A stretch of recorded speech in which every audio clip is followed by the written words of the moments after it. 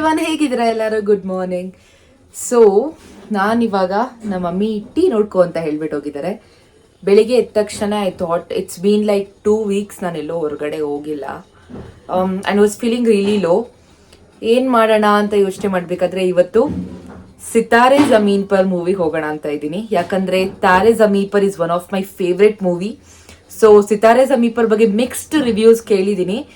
So reviews ಓದೋದ್ಬಿಟ್ಟು ನಾನೇ ಹೋಗಿ ಡೈರೆಕ್ಟಾಗಿ ನೋಡೋಣ ಅಂತ ಡಿಸೈಡ್ ಮಾಡಿದ್ದೀನಿ. ಅದಕ್ಕೆ ಇವತ್ತು ಬೆಳಿಗ್ಗೆನೇ ಬೇಗ ಎದ್ಬಿಟ್ಟು ನಮ್ಮ ಮಮ್ಮಿಗೆ ಎಲ್ಲ ಹೆಲ್ಪ್ ಮಾಡಿ ಬ್ರೇಕ್ಫಾಸ್ಟ್ ಮಾಡಿ ಹೋಗೋಣ ಅಂತ ಇದ್ದೀನಿ. ಸೊ ಇವತ್ತು ಬನ್ನಿ ನನ್ನ ಜೊತೆ. I will share my experience with you all. Guys, I am all ready to go. Actually ನಮ್ಮ ಮಮ್ಮಿನ ಕರೆದೆ ಬನ್ನಿ ಮೂವಿಗೆ ಅಂತ. ನಮ್ಮ ಮಮ್ಮಿ ನನಗೆ ಮೂವಿ ಎಲ್ಲ ಆಗೋದಿಲ್ಲ ಅಂತ ಹೇಳಿದ್ರು. ಇದ್ಯಾಕೆ ಫೋಕಸ್ ಆಗ್ತೀರಾ? ಬರ್ತೀನಿ, ಬರಲ್ಲ ಅಂತ. ಏನಾದ್ರೆ ಪಪ್ಪು ಬಾರ್ ಅಂತಾದ್ರೆ ಬರ್ಬೋದು. ಈ ಮೂವಿ ಎಲ್ಲ ಕೂತ್ಕೊಂಡು ಏನಮ್ಮ ನೋಡಿದ್ರ ಈ ತರ ಮಮ್ಮಿ ನಿಮ್ಗೆ ಎಲ್ಲಾದ್ರೂ ಸಿಗ್ತಾರಾ? I am so lucky to have a mother like her. ಸರಿ, ಇವಾಗ ಆಲ್ರೆಡಿ ತುಂಬ ಟೈಮ್ ಆಯಿತು. ನಾನು ಅನ್ಕೊಂಡೆ ಓಕೆ 10:30 ಶೋ ಇದ್ದಿದ್ದು, ಇಲ್ಲಿ ಆಲ್ರೆಡಿ 10 ಆಯಿತು. ನಾನು ಹೋಗಿ ಅಲ್ಲಿ ಟಿಕೆಟ್ ತೊಗೊಳ್ಳೋಷ್ಟೊತ್ತಿಗೆ it's gonna be late. So ya, let's go. Weather ಮಾತ್ರ ತುಂಬಾ ಬ್ಯೂಟಿಫುಲ್ ಆಗಿತ್ತು. ನಾನಂತೂ ಅರ್ಧ ಗಂಟೆ ಮುಂಚೆನೇ ಹೊರಟ್ಬಿಟ್ಟೆ. ಯಾಕಂದರೆ ಥಿಯೇಟ್ರಲ್ಲಿ ಲೈಟ್ ಆಫ್ ಆದ ತಕ್ಷಣ ನನಗೆ ನಡೆಯೋಕ್ಕೆ ಕಷ್ಟ ಆಗುತ್ತೆ. ನನಗಿರೋ ಕಂಡೀಷನ್ಗೆ it's bit hard for me to walk in dark. ನಾನು ಅರೌಂಡ್ ಒಂದು 10-15ಗೆ ರೀಚ್ ಆದ. ಅವಾಗ ಮಾಲೆಲ್ಲ ಫುಲ್ ಖಾಲಿ ಇತ್ತು. ಆವಾಗ ಸ್ವಲ್ಪ ಜನ ಸ್ಟೋರ್ ಓಪನ್ ಮಾಡ್ತಾಯಿದ್ರು. Literally I came from the wrong left. ಈಗ ನಾನು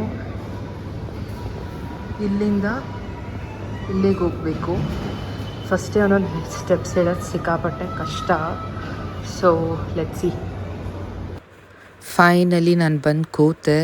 ಸೊ ಆ್ಯಕ್ಚುಲಿ ಏನಂದರೆ ನನಗೆ ಕತ್ಲೇಲಾಗಲಿ ಅಲ್ಲೆಲ್ಲ ಸ್ವಲ್ಪ ವಾಕ್ ಮಾಡೋದಕ್ಕೆ ಕಷ್ಟ.